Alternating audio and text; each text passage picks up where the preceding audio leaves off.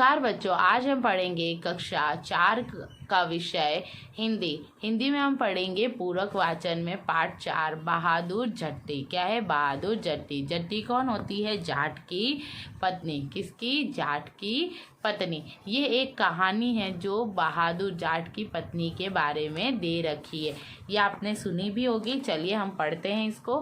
देखो यहाँ चित्र में आपको दिखाई दे रहा है, ये कौन है? जाट है। और ये कौन है? शेर। और ये उसका खेत।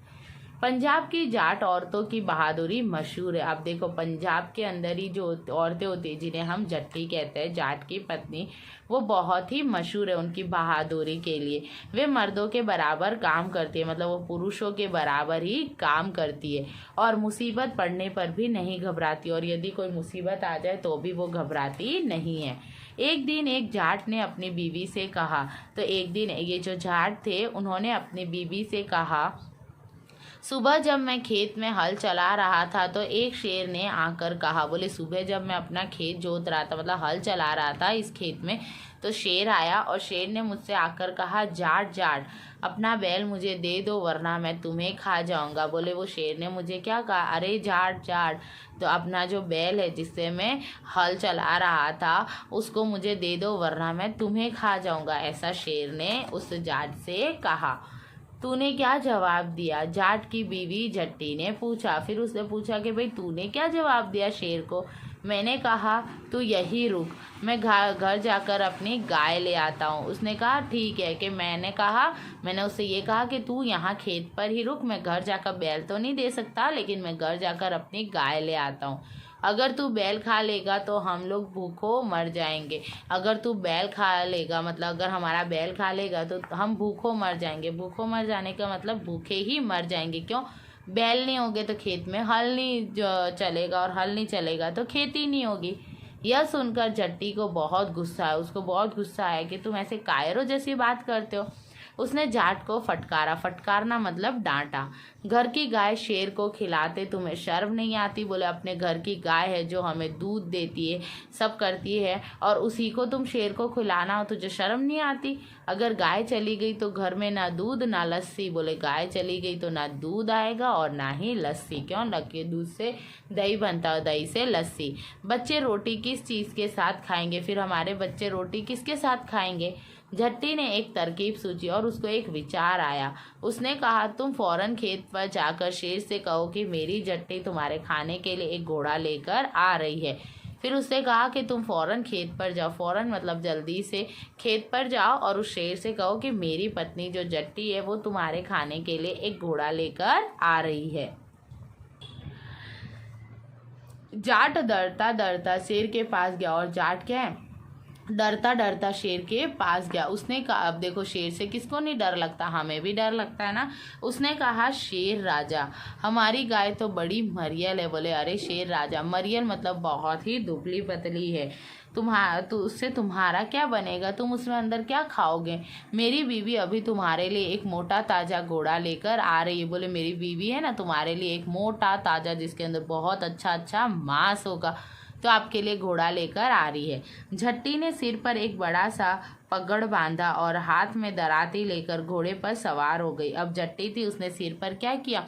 पगड़ बांधा। पगड़ मतलब पगड़ी होती है ना, दुपट्टा टाइप बांधा, और हाथ में दराती मतलब इस तरह की आपकी दराती आती है ना, ऐसे बनाई हुई, देखो ये दराती कहते हैं इसको।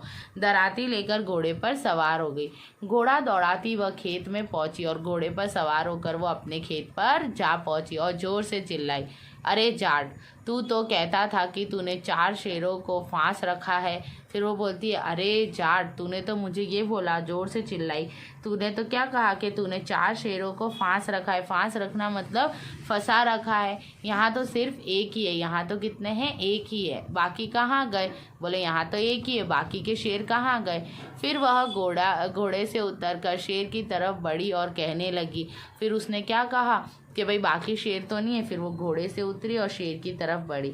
अच्छा कोई बात नहीं, नाश्ते में एक ही शेर काफ़ी है। फिर उसने देखो कितनी अच्छी तरकीब दौड़ाई, घोड़े पर सवार हुई और शेर को ही डरा रही है। उसने उस शेर को क्या कहा? कोई बात नहीं। और अपने जाट को कहा नाश्ते में एक शेर काफ़ी है अभी। इतना सुनना था कि शेर डर से कांपने लगा और भाग खड़ा हुआ। इतना सुनते ही वो शेर क्या हो गया, डर गया कि ये मुझे मार देगी और खा जाएगी। यह देखकर जट्टी बोली, देखा इसे कहते हैं हिम्मत। फिर जट्टी ने अपने पति से कहा कि देखा इसको कहते हैं हिम्मत, तो हमें हमेशा मुसीबत में हिम्मत से काम लेना चाहिए। तुम तो इतने डरपोक हो कि घर की गाय शेर के हवाले कर रहे थे। यह तुम्हारी मर्दांगनी है। हिम्मत मर्दा तो मदद खुदा, है ना। ये कहावत है कि अगर हम हिम्मत करेंगे तो खुदा भी, भगवान भी हमारी मदद करेगा। तो हिम्मत मर्दा तो मदद खुदा। उधर मारे भूख के शेर की अति झटपटा रही थी। एक भेड़िए ने पूछा, महाराज क्या मामला है, आप आज बहुत उदास दिखाई दे रहे हैं। फिर वहाँ भूख के मारे अति झटपटा रहा था, उसको बहुत भूख लग रही थी। जैसे आपको भी बहुत भूख लगती है तो आपको खाने को चाहिए ना, और नहीं मिलता तो आप भी करते हो। तो एक भेड़िए ने उससे पूछा, अब वो तो जंगल का राजा था, तो पूछा, महाराज यह क्या मामला है, आप आज बहुत उदास दिखाई दे रहे हो। शेर ने कहा, कुछ ना पूछो, आज मुश्किल से जान बची है। बोले, कुछ पूछो मत, आज मुश्किल से मेरी जान बची है। आज एक ऐसी राक्षसी से पाला पड़ गया जो रोज़ सुबह 4 शेरों का नाश्ता करती। बोले, आज एक ऐसी राक्षसी, और वो राक्षसी थी नहीं, वो जाट की बीवी थी। बोले, पाला पड़ गया जो रोज़ सुबह 4 शेरों का नाश्ता करती है। फिर है, यह सुनकर भेड़िया बहुत हंसा। बोले, ये सुनकर है ना उसको बहुत हंसी आई कि ऐसा तो कोई होता है। वह सुबह झाड़ी में छिपकर सारा तमाशा देख रहा था। उसने झाड़ी में छुपकर वो सारा जो तमाशा चल रहा था, नाटक चल रहा था, वो देख रहा था। उसने कहा, भोले बादशाह वह तो झट्टी थी। बोलता है, भोले बादशाह वह तो झट्टी थी जिसे आपने राक्षसी समझ लिया। वो तो क्या है, जाट की पत्नी थी जिसको आपने राक्षसी समझा। आप इस बार फिर कोशिश करके देखो, अगर बैल आपके हाथ ना आए तो मेरा नाम भेड़िया नहीं। बोले, आप फिर एक बार कोशिश करो, अगर बैल आपके हाथ ना आए तो मेरा नाम बदल देना, भेड़िया नहीं। बहुत कहने सुनने पर शेर जाट के खेत में जाने के लिए तैयार हो गया। फिर बहुत कहा भेड़िए ने, फिर वो गया। लेकिन उसने भेड़िए से कहा, तुम अपनी पूंछ मेरी पूंछ से बांध लो। फिर भेड़िए ने क्या कहा, फिर उसने कहा शेर ने कि भाई भेड़िया, तो तेरी पूंछ से मेरी पूंछ बांध ले। दोनों जने पूंछ बांधकर चल पड़े। उन्हें देखते ही जाट के होश उड़ गया। अब जाट एकदम आश्चर्यचकित हो गया। वह डर के थर थर कांपने लगा। उसको डर लगा कि पहले तो शेर, अब तो भेड़िया भी आ गया।